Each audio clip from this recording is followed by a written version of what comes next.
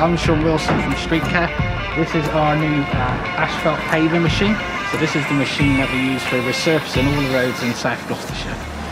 So it's known as a Vogel Super 1803 3i, and this is about 2/3 bigger than our previous machine that we had. So this new machine represents a £250,000 investment for the council. The council self-delivers its own resurfacing across South Gloucestershire, as compared to a lot of councils who deliver through a traditional contracting model. This delivers best value for residents because the council's saving on any profit fee that a traditional contractor would add to its services.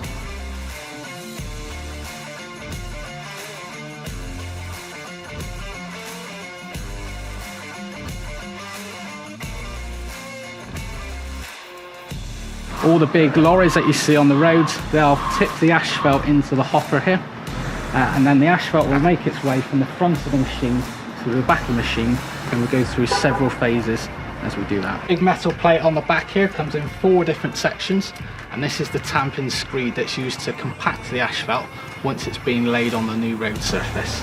And this screed is heated up to about 180 degrees, about the same temperature as the asphalt, and that's so we keep the asphalt nice and fluid whilst we squeeze all the air voids out, because when asphalt gets cold, that's when it becomes unworkable. So if you look at the stone here in my hand, so you can see lots of different gaps, and that's what we mean by voids, okay?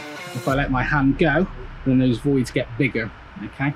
So what we want to do when we compact the asphalt is get it as nice scrunched up as possible so it maintains a solid structure over its lifetime.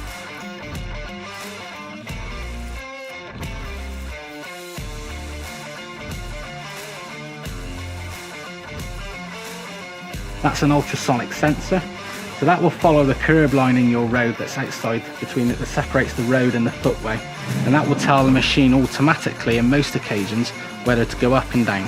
This is the main operator platform, and this is where the driver of the machine will sit.